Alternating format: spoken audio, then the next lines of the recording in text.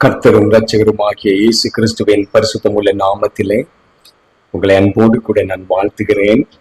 உங்கள் யாவருக்கும் பரிசுத்த ஓய்வு நாளின் வாழ்த்துக்களையும் தெரிவித்துக் கொள்ள விரும்புகிறேன். கர்த்தர் இந்த மே மாதத்திலே 11ஆம் தேதி பரிசுத்தமான கூடுகையில் ஆண்டவரை நாம் தொழுது கொள்ளும்படியாக தேவன் இந்த பரிசுத்த தெய்வீக ஆராதனை வேலை நம்மை கூட்டி சேர்த்ததுக்காக நான் ஆண்டவரை ஸ்தோத்திரிக்கிறேன். கர்த்தர் நம்மோடு கூட இருந்து நம்மை அபரிவிதமாக ஆசீர்வதிப்பாராக. இந்த நாளிலும் மிகவும் ஆச்சரியமான சத்தியத்தை நாம் தியானிக்கும்படியாக இருக்கிறோம். தேவன் தாமே நம்முடைய கண்களையும் நம்முடைய இருதயத்தையும் திறந்து கர்த்தருடைய வார்த்தைகளை நாம் புரிந்து கொள்ளும்படியாக தேவன் நமக்கு உதவி செய்வாராக. ஒரு பிரசித்தி பெற்ற ஓவியர் ஒருவர் இருந்தார். அவரிடத்தில் 2 சீடர்கள் ஓவியம் கற்றுக்கொண்டு மிக சிறப்பாக ஓவியங்களை வரைகிறவர்களாக இருந்தார்கள். இந்த 2 சீடர்களும் குருவை போலவே குரு எப்படி ஓவியம் நேர்த்தியாக வரைவாரோ அதே போல அந்த சீடர்களும் மிக நேர்த்தியாக ஓவியம் வரைகிறவர்களாக இருந்தார்கள். இந்த சீடர்கள் 2 பேருக்குள்ளே ஒரு போராட்டம். யார் ரொம்ப சிறப்பாக வரைவது, யார் சிறந்தவர்? 2 பேருக்குள்ளே ஒரு பெரிய போட்டி. குருவை பார்த்து கேட்டார்கள், குருவே, நீங்கள் சொல்லிக் கொடுத்த எல்லா ஓவிய கலைகளையும் நாங்கள் கற்றுவிட்டோம். எங்களில் யார் சிறந்தவர் என்று நீங்கள் சொல்ல வேண்டும். அந்த குருவானவர் எவ்வளவோ சொல்லி பார்த்தார், சீடர்கள் கேட்கவில்லை. அவர்களுக்குள்ள இருந்ததெல்லாம் எங்கள் 2 பேரில் யார் மிக சிறப்பாக ஓவியம் வரைகிறவர்கள். உடனே அந்த குருவானவர் சொன்னார், உங்கள் இருவரையும் நம்முடைய நாட்டின் ராஜாவிடத்தில் அழைத்து கொண்டு போகிறேன். நம்முடைய ராஜா உங்களை பரிசோதனை செய்து நீங்கள் யார் சிறந்தவர், சிறப்பாக வரைகிறவர், ஓவியம் வரைகிறவர் என்பதை ராஜா தீர்மானிப்பார் என்று ராஜாவிடத்தில் அழைத்துக் கொண்டு போனார். ராஜாவும் இந்த 2 சீடர்களுக்கு பாடம் கற்றுக்கொள்ள கொடுக்க வேண்டும் என்பதற்காக அவர்கள் 2 பேரும் தலக்கணமுடையவர்களாக இருந்தார்கள். யார் சிறந்தவர்கள் என்பதுதான் அவர்களுக்குள்ள இருந்த பெரிய போட்டி. இருவருமே மிக அழகாக வரைகிறார்கள். இருவரும் மிக நேர்த்தியாக ஓவியம் வரைகிறார்கள். இருவரிடத்திலும் எந்த வித்தியாசமும் இல்லை. குருவானவர் அவ்வளவு அழகாக அவர்களுக்கு ஓவியம் வரைவதை சொல்லிக் கொடுத்திருக்கிறார். நல்ல திறமசாலிகளாக இருக்கிறார்கள். ஆனா ஒன்று மாத்திரம் அவர்களுக்கு இருக்கிறது, யார் சிறந்தவன் சொல்லியாக வேண்டும், இல்லைன்னா தலை வெடிச்சிடும் போல. அப்போ ராஜா இந்த 2 பேரையும் பரிசோதனை செய்வதற்காக அவர்களுக்கு பாடம் சொல்லிக் கொடுக்க வேண்டும் என்பதற்காக 2 பேரையும் அழைத்து சொன்னார், நீங்கள் இருவரும் உங்களுடைய உருவம் எப்படி இருக்கிறது, உங்கள் முகம் எப்படி இருக்கிறது, நீங்கள் எப்படி இருக்கிறீர்கள் என்பதை தத்துவமாக வரைந்து கொடுக்க வேண்டும் என்று சொன்னார். இந்த 2 சீடர்களுக்கு ரொம்ப ஆச்சரியம். இதுவரைக்கும் நாம் எத்தனையோ படங்களை வரைந்திருக்கிறோம், மிக நேர்த்தியாக வரைந்திருக்கிறோம். ஆனால் ராஜா ஒரு போட்டி வைத்து விட்டார். என்னை குறித்து நானே படம் வரைவதா, எப்படி வரைய போகிறேன்னு தெரியலையே. இதுவரைக்கும் அப்படி ஒரு பயிற்சி யாரும் கொடுக்கவில்லை. இவர்கள் போனார்கள், கண்ணாடிக்கு முன்பாக நின்றார்கள். அவர்கள் முகம் எப்படி இருக்கிறது, அவருடைய பாவனை எப்படி இருக்கிறது என்பதையெல்லாம் அவர்கள் பார்த்து பார்த்து பார்த்து 2 பேரும் வரைந்தார்கள். வரைந்து முடித்து பார்த்தார்கள், அவர்களால் தத்துவமாக அவர்களைப் போலவே அவர்களால் வரைய முடியவில்லை. மிக சிறப்பாக வரைகிறவர்கள், ஆனால் தன்னை குறித்து வரைய வேண்டும் என்று சொன்ன உடனே அவர்கள் பிரமிப்பு அடைந்து, அவ்வளவுதான், நாங்கள் இவ்வளவு தூரம் கற்றதெல்லாம் வீணாய் போய்விட்டது, அவர்கள் தலைகளம் எல்லாம் குறைந்து, நாங்கள் எவ்வளவு பலவீனர்கள், எங்களால் எங்களை கூட வரைந்து அழகாக வரைய முடியவில்லை, நாங்கள் எப்படி மிக சிறந்த ஓவியர் என்று சொல்ல முடியும் என்று தங்களுக்குள்ளே தங்களை குறித்து அறிய ஆரம்பித்தார்கள். ராஜா வந்து பார்த்தார், 2 ஓவியத்தையும் பார்த்தார், அவ்வளவு சிறப்பாக இல்லை. ராஜா 2 பேரையும் அழைத்து சொன்னார், இப்பொழுது நீங்கள் நீ அவரை பார்த்து வரைய வேண்டும், அவர் உன்னை பார்த்து வரைய வேண்டும் என்று சொன்ன உடனே இந்த ரெண்டு பேரும் அவ்வளவு தத்துருவமாக ஒருவரை பார்த்து ஒருவர் அழகாக வரைந்தார்கள். அழகாக வரைந்தார்கள். எனக்கு அன்பான தேவனுடைய பிள்ளைகளே, இந்த ராஜா அந்த ரெண்டு சீடர்களுக்கும் அவர்களுக்கு இருந்த தலைகணத்தை, அவர்கள் யார் சிறந்தவர்கள் என்பதை அறிய வேண்டும் என்று விரும்பினார்களே, அவர்களுடைய அந்த இருதயத்தை அவர்கள் அறிந்தபடியினாலே அவர்கள் இருவரும் எவ்வளவு பலவீனமானவர்கள் என்பதை காட்டுவதற்காக அவர் அப்படி ஒரு பயிற்சியை செய்தார். எனக்கு அன்பான தேவனுடைய பிள்ளைகளே, நம்முடைய ஆண்டவரை குறித்து வேதம் சொல்கிறது. யாத்திரா 34வது அதிகாரத்திலே நாம் அந்த வசனத்தை வாசித்தோம். நம்முடைய கர்த்தர் இரக்கம் உள்ளவர், கிருபை உள்ளவர், நீடிய சாந்தம் உள்ளவர், மகா தயவு உள்ளவர், சத்தியம் உள்ள தேவன். அவர் 1000 தலைமுறைக்கு இரக்கம் காட்டுகிறவர் ஒரு நல்ல தெய்வம். ஆனால் அதே தெய்வத்தை குறித்து அதே அதிகாரத்தில் 7வது வசனம் என்ன சொல்லுகிறது? அவர் 1000 தலைமுறைக்கு இரக்கத்தை காக்கிறவராய் இருந்தாலும் அக்கிரமத்தையோ மீறுதலையோ பாவத்தையும் மன்னிக்கிறவர், அவர் மன்னிக்கிறவர் தான். ஆனால் குற்றவாளியை குற்றமற்றவனாக விடாமல் பிதாக்கள் செய்த அக்கிரமத்தை பிள்ளைகளிடத்திலும் பிள்ளைகளுடைய பிள்ளைகளிடத்திலும் 3ஆம் 4ஆம் தலைமுறை மட்டும் விசாரிக்கிறவர். ஐயா, முதல்ல சொன்னது நல்லா இருக்கு, மன்னிக்கிறவர் நல்லா இருக்கு. ஆனால் அவர் நியாய தீர்ப்பு கொடுக்கிறவர் என்று சொல்லும் போது எனக்கு வருத்தமாக இருக்கிறது. அவர் நல்லவர், அவர் கிருபை உள்ளவர், அவர் இரக்கம் உள்ளவர், அவர் 1000 தலைமுறை எங்களுடைய பாவங்களை மன்னிக்கிறவர், ரொம்ப நல்லா இருக்குயா. ஆனால் 3ஆம் 4ஆம் தலைமுறை மட்டும் விசாரிக்கிறவர் என்று சொல்லும் போது நமக்கு வருத்தமாக இருக்கிறது. அவர் விசாரிக்கிறவர், அவர் நியாய தீர்ப்பு கொடுக்கிறவர், அவர் மன்னிக்கிறவர், அவர் நியாய தீர்ப்பும் கொடுக்கிறவர். அவர் மன்னிக்கிறவர் என்று சொன்னால் அவர் பிரதான ஆசாரியர், நம்முடைய பாவங்களுக்காக பிதாவிடத்தில் பரிந்து பேசி நமக்கு மன்னிப்பு வாங்கி கொடுக்கிறவர். அவர் நியாய தீர்ப்பு, அவர் நியாயாதிபதி என்று சொன்னால் அவர் ராஜா, அவர் தீர்ப்பு கொடுக்க வேண்டும். நாம் செய்கிற தவறுக்கும் நாம் செய்கிற பாவங்களுக்கும் மன்னிப்பு கொடுக்க வேண்டியவர் பிரதான ஆசாரியராக இருக்கிறார். மன்னிப்பு கொடுக்கிறவர் பிரதான ஆசாரியராக இருந்தாலும் அவர் ராஜாவாகவும் இருக்கிறார்.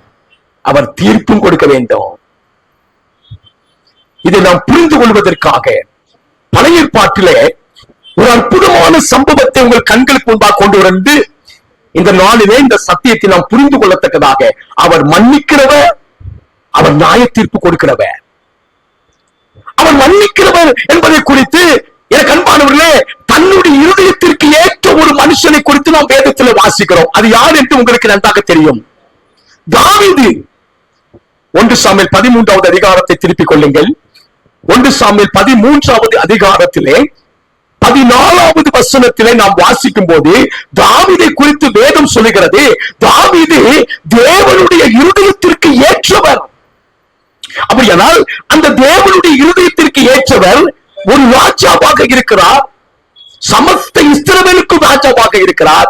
அவர் எப்படி மன்னிக்கிறார், அவர் எப்படி நியாய தீர்ப்பு கொடுக்கிறார் என்பதை குறித்து நான் உங்கள் கண்களுக்கு முன்பாக நடந்த சம்பவத்தை உங்களுக்கு முன்பாக வைக்க விரும்புகிறேன். ஏனென்றால் தாவீது தேவனுடைய இருதயத்திற்கு ஏற்றவர் என்று சொன்னபடினாலே அவர் கொடுக்கிற மன்னிப்பும் அவர் கொடுக்கிற தீர்ப்பும் தேவனுக்கு ஏற்றதாக இருக்கிறபடினாலே நாம் அதை இந்த கால வேளையில இந்த பரிசுத்த ஓய்வு நாளிலே நாம் சற்றேனும் சிந்திக்கும்படியாக இருக்கிறோம். தயவு செய்து வசனத்தை நல்லா கேட்டு உடனே போடுங்க. இப்போது நம்முடைய ராஜ்யபாரம் நிலை நிற்காது. இருதயத்திற்கு ஏற்ற ஒரு மனுஷனை கர்த்தர் தமது இருதயத்துக்கு ஏற்ற ஒரு மனுஷனை தேடிவிட்டார். அந்த மைக்க பாஸ்டம்மா கையில கொடுத்துருங்கம்மா. தயவு செய்து மைக்க வேத வசனம் வாசிக்கிறவங்களுக்கு மைக்க கொடுங்க. ரெக்கார்ட் ஆகிட்டு இருக்கு. எனக்கு அன்பான தேவனுடைய பிள்ளைகளே,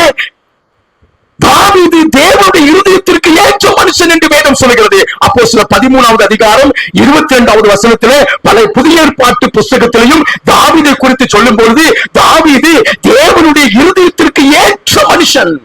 அப்படியானால் இந்த தாவீதினுடைய சரித்திரத்தை நாம் படிக்கும் போது தாவீது எப்படி மற்றவரை மன்னிக்கிறார், அதே தாவீது எப்படி நியாய தீர்ப்பு கொடுக்கிறார். ரொம்ப ஆச்சரியமான ஒரு சரித்திரத்தை உங்கள் கண்களுக்கு முன்பாக கொண்டு வர விரும்புகிறேன். தயவு செய்து கர்த்தருடைய வேதத்தை தெளிவா பாருங்கள். வேத வசனத்தை தெளிவா கேட்டு இந்த திரையில போடும்படியாக உங்களை அன்போடு கேட்டுக்கொள்கிறேன். 2 சாமுவேல் 16வது அதிகாரத்தை திருப்பிக் கொள்ளுங்கள். தாவீதுடைய ராஜ்யபாரத்தை பிடிக்க வேண்டும் என்பதற்காக தாவீதுடைய மகன் அப்சலோம் ஆயத்தமாகிக் கொண்டிருக்கிறான். தாவீதுக்கு அடுத்து அந்த ராஜ்யபாரத்துக்கு அப்சலோம் வர வேண்டும் என்று தீவிரம் காட்டிக் கொண்டிருக்கிற நேரத்தில் அப்சலோமுக்கு பயந்து தாவீது ஓடுகிறான். அப்படி அப்சலோமுக்கு பயந்து தாவீது ஓடும் போது அங்கே சவுலுடைய குடும்பத்தை சேர்ந்தவன் சீமேயி என்கிற ஒரு மனுஷன், தாவீதை பார்த்து, தாவீது அப்சலோமுக்கு பயந்து ஓடுகிறதை பார்த்து, தாவீதுடைய ராஜ்யபாரம் முடிந்து போய்விட்டது, அதற்கு பிற்பாடு அப்சலோம் தான் ராஜ்யபாரம் பண்ண போகிறார் என்பதை அறிந்து சவுலுடைய குடும்பத்தை சேர்ந்த ஒருவன், பெஞ்சமின் கோத்திரத்திலிருந்து வந்த ஒருவன், சீமேயி என்கிற மனுஷன். பரிசுத்த வேதாகமத்திலே 18 சீமேயி என்கிற மனுஷன் இருக்கிறார்கள். 18 பேர் இருக்கிறார்கள். அதுல மிக முக்கியமான ஒருவர் யார் என்று சொன்னால் லேவி குடும்பத்திலிருந்து வந்த கெர்சோனுடைய பிள்ளை சீமேயி என்கிற ஒருவர் இருக்கிறார். அவர்தான் ஆசரிப்பு கூடாரத்தினுடைய அந்த வேலையெல்லாம் செய்கிறவர், அந்த ஆசரிப்பு கூடாரத்தில் பனிமுட்டுகள் எல்லாம் சுமக்கிறவர். கெர்சோம் குடும்பத்தில் ஒருவர் சீமேயி என்கிற ஒரு மனுஷன் இருக்கிறான். அதை குறித்து நாம் வேதத்தில் 2 சாமுவேல் 17வது அதிகாரத்தில் 2 சாமுவேல் என்னாகமம் 3வது அதிகாரம் 21வது வசனத்தில் வாசிக்கிறோம். அது லேவி குடும்பத்திலே கெர்சோனுடைய பிள்ளை சீமேயி என்கிற ஒரு மனுஷனை கொடுத்து வாசிக்கிறோம். 2 பேர் ரொம்ப பிரபலமானவர்கள். அதுல ஒருவர் கெர்சோனுடைய பிள்ளை, இரண்டாவது இந்த தாவீதை பரிகரிசித்து, தாவீதை தூஷித்து, தாவீதுக்கு விரோதமாக கேவலமாக பேசி, தாவீதை கல்லை கொண்டு எரிந்து, தாவீதை அவமானப்படுத்தி கேவலப்படுத்தின ஒரு மனுஷன் யார் என்றால் இந்த சவுல் குடும்பத்தில் இருந்து வந்த சீமேயி என்கிற ஒரு மனுஷன். அதை நாம் பரிசுத்த வேதாகமத்திலே 2 சாமுவேல் 16வது அதிகாரம் 5வது வசனத்தை வாசிக்க வேண்டும் என்று அன்போடு கேட்டுக்கொள்கிறேன். 2 சாமுவேல் 16வது அதிகாரம் 5வது வசனத்திலே நாம் வாசிக்கிறோம். தாவீது ராஜா பாகூர் மட்டும் வந்தபோது இதோ சவுல் வீட்டு வம்சத்தனாயிருக்கிற கோராவின் குமாரனாகிய சீமேயி என்னும் பேருள்ள ஒரு மனுஷன் அங்கே இருந்து புறப்பட்டு தூசித்துக் கொண்டே நடந்து வந்தான். யாரை தூசிக்கிறார்? தாவீது. தாவீது யார்? இஸ்ரவேலுக்கு ராஜாவாக இருக்கிறவர். சீமேயி யார்? இதற்கு முன்பாக ராஜாவாக இருந்த சவுலுடைய குடும்பத்தை சேர்ந்தவன். சவுல் மரித்த பிற்பாடு சவுலுடைய மரணத்திற்கு காரணமாய் இருந்தவர் தாவீது தான் என்று தாவீதை பரிகசிக்கிறான், தாவீதை தூசிக்கிறான். அடுத்த வசனத்தை பாருங்கள். 6வது வசனத்தில் நாம் வாசிக்கிறோம். சகல ஜனங்களும் சகல பலசாலிகளும் தாவீதின் வலப்புறமாகவும். அவன் எப்போது தாவீதை தூசிக்கிறான் பாருங்க. சகல ஜனங்களும் சகல பலசாலிகளும் தாவீதின் வலதுபுறமாகவும் இடதுபுறமாகவும் நடக்கையில் தாவீதின் மேலும் தாவீது ராஜாவுடைய சகல ஊழியக்காரர் மேலும் கற்களை எறிந்தான். எவ்வளவு பெரிய அவமானம் தாவீதுக்கு. இந்த தாவீது என்ன செய்திருக்கு? ஒரு வார்த்தை சொன்னானா சீமேயுடைய கதை முடிச்சிருக்கோம். அந்த தாவீதோடுக்குள்ள இந்த பலசாலிகள் என்ன சொன்னாங்க? அடுத்த வசனத்தை பாருங்க. சீமேயி அவனை தூஷித்து, தாவீதை தூஷித்து, இரத்த பிரியனே பேலியாளின் மனுஷனே சொல்றா பாருங்க. பிரியமானவர், இரத்த பிரியனே பேலியாளின் மனுஷனே. ரொம்ப கேவலமான வார்த்தை பரிசுத்த வேதாகமத்துல. பேலியாளின் மனுஷனே தொலைந்து போ சவுலின் ஸ்தலத்தில் ராஜாவான உன்மேல் கர்த்தர் சவுல் வீட்டாரின் இரத்தப்பழியை திரும்ப பண்ணினார். கர்த்தர் ராஜ்ய பாரத்தை உன் குமாரனாகிய அப்சலோமின் கையில் ஒப்பு கொடுத்தார். அப்சலோம் கையில ஒப்பு கொடுத்து விட்டார். இப்பொழுதும் இதோ உன் அக்கிரமத்தில் அகப்பட்டாய், நீ இரத்த பிரியனான மனுஷன் என்றார். அன்பானவர்களே, தொடர்ந்து இந்த மனுஷன் சிமேயி என்கிற மனுஷன் தூசித்துக் கொண்டு பரிகரித்துக் கொண்டு கல் எறிந்து கொண்டு, எனக்கு அன்பானவர்களே, தாவீதுடைய பலசாலிகள் வலது பக்கமும் இடது பக்கமும் இருக்க இந்த தாவீதை பரிகரித்துக் கொண்டே இருக்கிறான். எனக்கு அன்பானவர்களே, தாவீது ராஜாங்க, இவன் ஒரு சாதாரண குடிமகன். அப்படிப்பட்ட அந்த தாவீதை பரிகரித்துக் கொண்டிருக்கும் போது தாவீது என்ன செய்தான் தெரியுமா? இதுதான் கர்த்தருடைய உள்ளம், இதுதான் கர்த்தருடைய இறுதியம், இதைத்தான் கர்த்தருடைய பிள்ளைகள் புரிந்து கொள்ள வேண்டும். நம்மை பரிகசிக்கிறவர்கள், நம்மை கேவலமா பேசுகிறவர்கள் நம்முடைய குடும்பத்தில் இருக்காங்க, நம்ம உறவினர்கள் இருக்காங்க, நம்ம அக்கம் பக்கம் இருக்கிறாங்க. அப்போ ஆண்டவருடைய பிள்ளைகள் நம்மை பரிகசிக்கும் போது, நம்மை எதிராக பேசும் போது, நம்ம யாராவது கல்லை கொண்டு அடிக்கும் போது, இந்த தாவீது தேவனுடைய இருதயத்திற்கு ஏற்ற மனுஷன் என்று அழைக்கப்படுவது காரணம் தெரியுமா?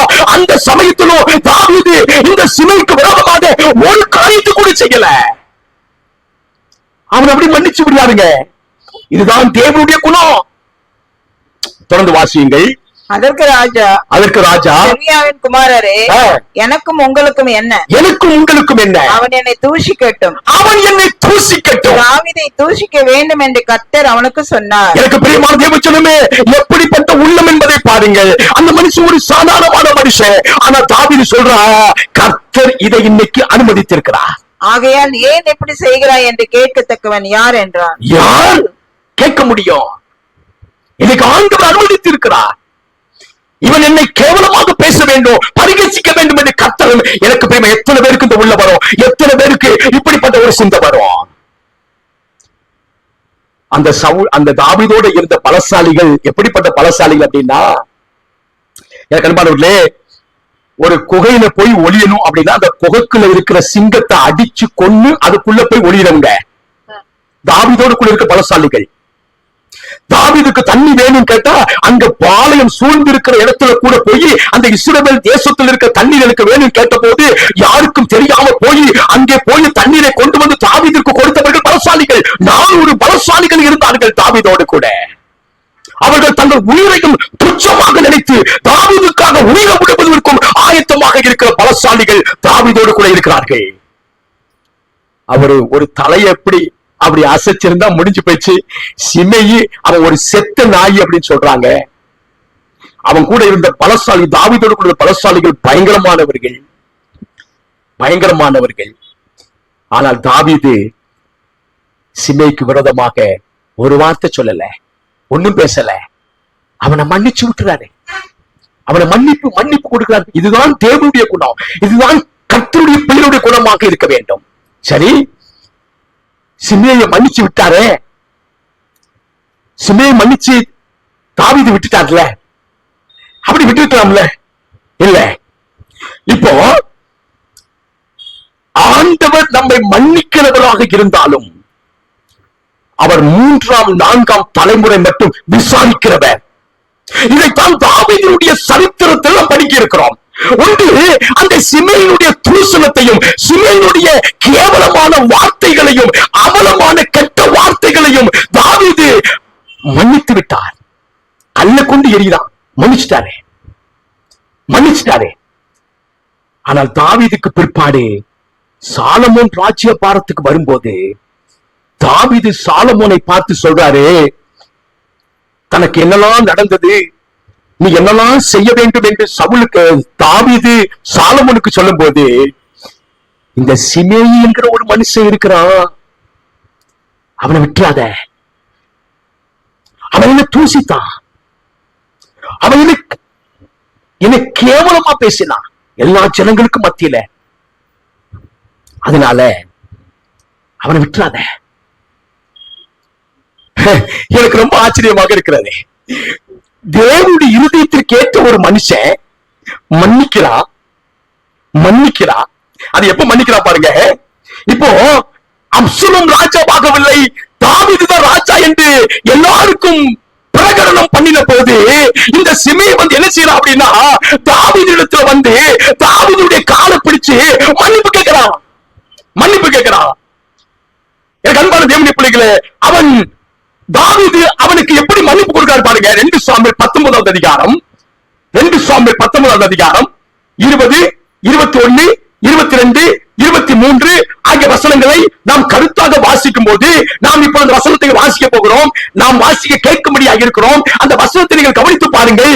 தாவீதிடத்திலே சீமேயி வந்து மன்னிப்பு கேட்ட போது அவன் காலை பிடித்து ஏறக்குறைய 1000 பேருக்கு மேலே தன்னுடைய ஜனத்தை அழைத்துக் கொண்டு வந்து, தன்னுடைய கோத்திரத்தின் ஜனத்தை அழைத்துக் கொண்டு வந்து தாவீதுடைய காலில் விழுந்து மன்னிப்பு கேட்கிறான். தாவீது மன்னிச்சிருக்காரு. அவர் எப்படி மன்னிப்பு கொடுக்காரு பாருங்க, ஆச்சரியமாக இருக்கிறது. 2 சாமுவேல் 19வது அதிகாரம் 20, 21, 22, 23 ஆகிய வசனங்கள். உமது அடியானாகிய நான் பாவம் செய்தேன் என்று அறிந்திருக்கிறேன். உமது அடியானாகிய நான் பாவம் செய்தேன் என்று அறிந்திருக்கிறேன். இப்பொழுதும் இதோ ராஜாவாகிய என் ஆண்டவனுக்கு எதிர்கொண்டு வர யோசேப்பு வீட்டார் அனைவரும் நான் இன்று முந்திக் கொண்டேன் என்றார். அப்பொழுது சிரியாவின் குமாரனாகிய அபிசாய் பிரதியுத்தரமாக கர்த்தர் அபிஷேகம் பண்ணினவரை சீமேயை தூஷித்தபடியினால் அவனை அதற்காக கொல்ல வேண்டாமா என்றான். அதற்கு தாவீது செரியாவின் குமாரரே நீங்கள் என் சத்துருக்களாகிறதற்கு எனக்கும் உங்களுக்கும் என்ன? இன்று நீங்கள் எனக்கு சத்துருக்கள் ஆகிறதற்கு எனக்கும் உங்களுக்கும் என்ன? இன்று இஸ்ரவேலில் ஒருவன் கொல்லப்படலாமா? இன்று இஸ்ரவேல் ஒருவன் ஏன் தெரியுமா? ஏன் அப்படி சொல்றாருன்னா, இன்றுதான் தாவீது அரசாட்சி செய்வதற்காக மறுபடியும் ராஜாவாக ஏற்படுத்தப்பட்டிருக்கிறார். அப்போ சொல்றாரு, இன்று இஸ்ரவேலில் ஒருவன் கொல்லப்படலாமா? இன்று நான் இஸ்ரவேலின் மேல் ராஜாவானேன் என்று எனக்கு தெரியாதா என்று சொல்லி, இன்று நான் இஸ்ரவேலின் மேல் ராஜாவானேன் என்று எனக்கு தெரியாதா என்று சொல்லி ராஜா சீமையை பார்த்து நீ சாவதில்லை என்று அவனுக்கு ஆணையிட்டான். நீ சாவதில்லை என்று அவனுக்கு ஆணையிட்டான். சவுலின் பேரனாகிய மேவி பேசும் ராஜாவுக்கு எதிர்கொண்டு வந்தார். நீ இனி சாவது இல்லை சொன்னாரா? மன்னிப்பு கேட்டாரா? தாவீது சொன்னாரா இனி நீ சாவதில்லைன்னு சொன்னாரா? சிமேயி செத்தானா? செத்தான். தாவீது கொல்லல, சாலமோன் கொல்றான். ஆச்சரியமாயிருக்கிறது. எனக்கு பிரியமான தேவச்சனமே, இந்த சீமேயி என்கிற அந்த தூஷித்த அந்த மனுஷனுக்கு விரோதமாக தாவீது ஒன்றும் செய்யல. அவனை மன்னிச்சிட்டாரே. இப்போ எனக்கு கேள்வி எழுப்பணும், தாவீது மன்னித்தத எப்படி சாலமோன் அவனுக்கு பழி வாங்க முடியும்? இப்ப பாருங்க பிரியமானவர்களே, எப்படி நியாய தீர்ப்பு கொடுக்கிறாரு பாருங்க. மன்னிக்கிறவர் நியாய தீர்ப்பு கொடுக்கிறாரு. அவர் எப்படி நியாய தீர்ப்பு கொடுக்கிறார் என்பதை 1 ராஜாக்கள், எனக்கு அன்பான தேவனுடைய பிள்ளைகளே, நாம் மற்றவர்களை மன்னிக்க வேண்டும். கண்டிப்பாக மன்னிக்க வேண்டும். யாரா இருந்தாலும் சரி, நம்மிடத்தில் மன்னிப்பு கேட்கிறவர்களை நாம் மன்னிக்க வேண்டும். அது தேவனுடைய இருதயம். அப்படி மன்னித்த தாவீது இப்ப என்ன செய்யறாரு பாருங்க. 1 ராஜாக்கள் நியாய தீர்ப்பு ஒன்று இருக்கிறது என்பதையும் நாம் மறந்து போகவே கூடாது. 8, 9 வசனங்கள். 1 ராஜாக்கள் 2வது அதிகாரம் 8, 9 வசனங்கள். 1 ராஜாக்கள் 2வது அதிகாரம் 8வது வசனம் 9வது வசனத்தை நாம் வாசிக்கும் பொழுது, மேலும் பகூரிம் ஊரானான பென்னிமீனாகிய கேராவின் மகன் சீமேயி இருக்கிறான். உள்ளிடத்தில் இருக்கிறான். தாவீது சொல்றான், எப்பா தன்னுடைய மகனிடத்தில் சொல்றான், அடுத்த ராஜாவாக முடிசூடப்படும் போது சாலமோன்ட்ட சொல்றான், பென்ஜமின் ஆகிய கோராவின் மகன் சீமேயி உள்ளிடத்தில் இருக்கிறான். நான் மக்னானுக்கு போகிற நாளிலே அவன் என்னை கொடிய தூசணமாய் தூசித்தான். ஆனாலும் அவன் யோர்தானிலே எனக்கு எதிர்கொண்டு வந்தபடினாலே நான் உன்னை பட்டயத்தினாலே கொண்டு போடுவதில்லை என்று கர்த்தர் மேல் ஆணையிட்டு கொடுத்தேன். செய்தாரா இல்லையா? செய்தா. இப்ப அடுத்த வசனத்தை வாசிங்க. ஆயினும் நீ அவனை குற்றமற்றவன் என்று எண்ணாதே. நீ தப்பா எண்ணினாதே. நான் மன்னிச்சுட்டேன், அவனை தப்பா எண்ணினாத, குற்றமற்றவன் எண்ணாதே. நீ புத்திமான் அவனுடைய நரைமயிரை இரத்தத்துடனே. நல்ல கவனிக்க ஒரு வார்த்தை சொல்றாரு பாருங்க. தாவீது சாலமோனை பார்த்து, நீ புத்திமான் அவனுடைய நரைமயிரை இரத்தத்துடன் பாதாளத்தில் இறங்க பண்ண நீ அவனுக்கு செய்ய வேண்டியதை அறிவாய் என்றான். நீ அவனுக்கு என்ன செய்யணுமோ செய்ய, எப்படி செய்யணுமோ செய்ய. நான் அதை உனக்கு சொல்லல. ஆனா அவனை விட்டுறாத. மன்னிச்சுட்டாரு. இப்ப மகன் சொல்றாரு, அவனை விட்டுறாதப்பா, அவனை விட்டுறாத. ஏன்னா எனக்கு பிரியமான தேவச்சனமே, நாம் ஒருவரை மன்னிக்க வேண்டும். மன்னிப்புக்கு அந்த நபர் பாத்திரமாக இருக்க வேண்டும். அதற்கு ஒரு அவகாசத்தை கொடுக்கிறார், ஒரு வாய்ப்பை கொடுக்கிறார். அவன் மன்னிப்பு வாங்கிட்டானே, அவன் மன்னிப்பு பெற்று விட்டானே, அவன் மன்னிப்பு பெற்ற மன்னிப்பை மற்றவர்களை மன்னிக்கிறானா என்று பார்க்கிறார். எனக்கு பிரியமான தேவச்சனமே, இப்பொழுது தாவீது சாலமோன்ட்ட சொல்றா, எப்ப நான் அவனை மன்னிச்சிட்டேன்ப்பா, அவன் என்னை பரிகரிச்சா, என்னை தூசித்தான், என்னை கேவலமா பேசினான், பேலியாளின் மகன் சொல்லிட்டான், பரவாயில்ல நான் மன்னிச்சிட்டேன், அவன் சாவதில்லைன்னு சொல்லிட்டேன். ஆனா சாலமோனே, நீ ஞானமான், நீ புத்திமான், அவனுக்கு செய்ய வேண்டியது செய்ய. என்ன செய்ய சொல்றாரு அப்படின்னா, நான் மன்னிப்பு கொடுத்தேன்ல, இவ்வளவு பெரிய பாவம் செஞ்சவனுக்கு இவ்வளவு பெரிய தண்டனைக்கு பாத்திரமா இருக்கிறவன் நான் மன்னிச்சேன்ல. இவன் இந்த சீமை என்கிறவன் தன்னோடு கூட இருக்கிறவனை மன்னிக்கிறானா பாரு. ஒரு அவகாசம் கொடுக்கிறாருங்க. கடவுள் நமக்கு அப்படித்தான் அவகாசம் கொடுப்பார். நம்மை ஆண்டவர் எப்போதும் மன்னிக்கிறார். ஆனா நாம் மற்றவர்களை மன்னிக்கிறோமா என்பதுதான் ஒரு பெரிய கேள்விக்குறியாக இருக்கிறது. பிரியமான தேவச்சனமே, கர்த்தர் நம்மை மன்னித்ததினால் நாம் ரட்சிப்பு அடைய முடியாது. நாம் மற்றவர்களை மன்னிக்கிறதுனால தான் நாம் ரட்சிப்பு அடைய முடியும். ஆமென். நாம் மற்றவர்களை மன்னிக்கிறோமா? மன்னிக்க ஆயத்தமா இருக்கிறோமா? இப்ப சிமியை பார்த்து சாலமோன் தாவீது சொன்னாரு, நீ அவனை பாத்துக்கப்பா, அவனை கண்காணிச்சுக்க. உடனே சாலமோன் ரொம்ப புத்திசாலி இல்ல, அவன் என்ன செய்யறான் தெரியுமா? எப்பா சிமியை கூப்பிடுறான். சிமியை சாலமோன்ட்ட வர்றான். சாலமோன்ட்ட வந்த உடனே சாலமோன் சொல்றா, நீ இந்த இஸ்ரவேல் தேசத்தை விட்டு என்ன செய்யக்கூடாது, வெளியில போகக்கூடாது. நீ அப்படி வெளியே போயிட்டீன்னா உனக்கு மரண தண்டனை, நீ செத்துருவ. நீ இஸ்ரவேல் தேசத்திற்குள்ளும் பக்கத்திலேயே அவனுக்கு ஒரு அழகான எல்லா வசதியும் இந்த சிமைக்கு சாலமோன் செய்து கொடுத்துட்டான். எல்லாம் செய்து கொடுத்தாங்க. அவனுக்கு குறை ஒன்றுமே இல்லை. அவன் தேசத்தை விட்டு வெளியே போக வேண்டிய அவசியமே இல்லை. எங்கேயுமே அவன் போக வேண்டியது இல்லை. அவன் மன்னிப்பு பெற்றவன். அவன் ராஜ சமூகத்திலே இருக்கிறான். அவனுக்கு எல்லாம் கொடுக்கப்பட்டு விட்டது. அவன் வெளியே போக வேண்டிய அவசியமே இல்லை. இப்ப என்ன நினைச்சு தெரியுமா? அவனுக்கு கீழே 2 வேலைக்காரர்கள். நல்ல கவனிங்க தேவ பிள்ளைகளே, நல்ல கவனிங்க. அவனுக்கு கீழே 2 வேலைக்காரர்கள் இருக்கிறார்கள்.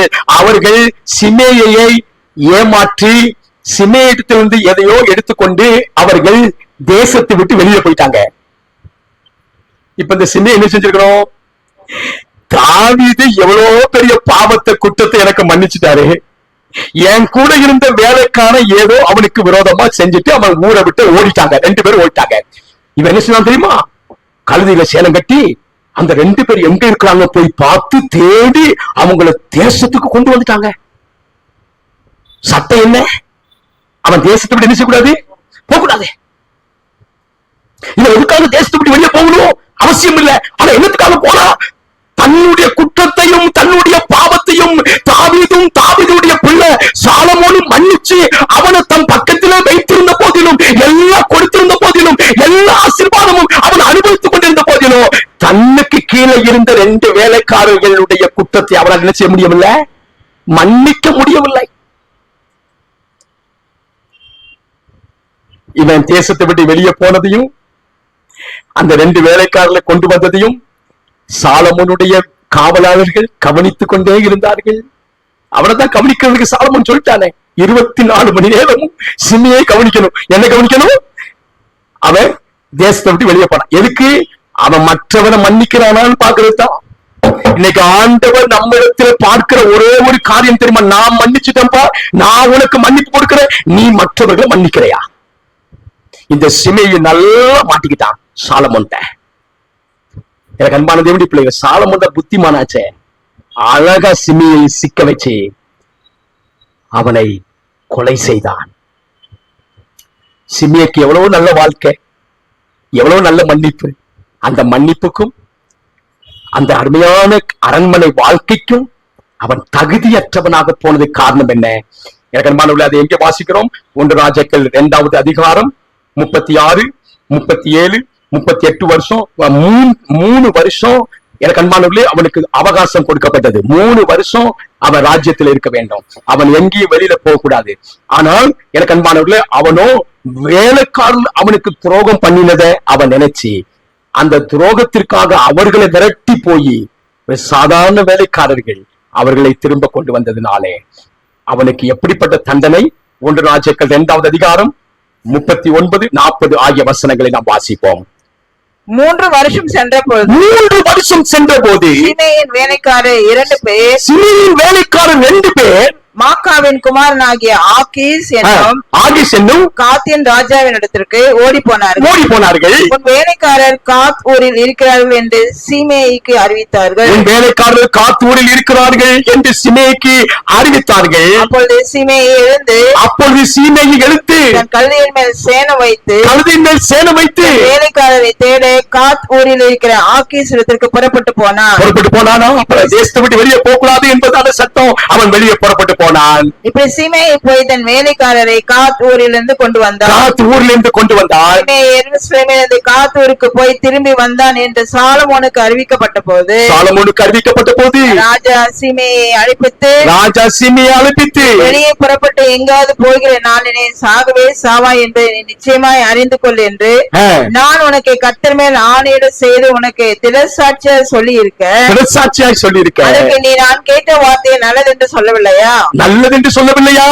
கர்த்தரின் ஆணையையும் நான் உனக்கு கற்பித்த கட்டளையையும் கை கொள்ளாதே போனது என்ன என்று சொல்லி கர்த்தரின் ஆணையையும் நான் உனக்கு கற்பித்த கட்டளை என்ன? கற்பித்த கட்டளை எனக்கு பிரியமான தேவச்சனமே, இன்றைக்கு நாம் அறிந்து கொள்ள வேண்டும். ஆண்டவருடைய கற்பனையும் கட்டளைகளையும் நாம் கை கொள்ளுகிறது மாத்திரம் அல்லாமல் நமக்கு விரோதமாக நமக்கு எதிராக ஆண்டவருடைய கற்பனைக்கு விரோதமாக நமக்கு குற்றம் செய்கிறவர்களையும் நாம் மன்னிக்கவும் நாம் ஆயத்தமாக இருக்க வேண்டும். நம்முடைய குற்றங்களை, நம்முடைய பாவங்களை, நம்முடைய மீறுதல்களை நாம் கர்த்தருடைய வார்த்தை சொல் கேட்காமல் தவறி போகும்போது அவர் மன்னிக்கிறது போல நாம் மற்றவர்களை மன்னிக்க ஆயத்தமாக இருக்க வேண்டும். எனக்கு அன்பான தேவனுடைய பிள்ளைகளே, அதைத்தான் பரிசுத்த வேதம் சொல்லுகிறது.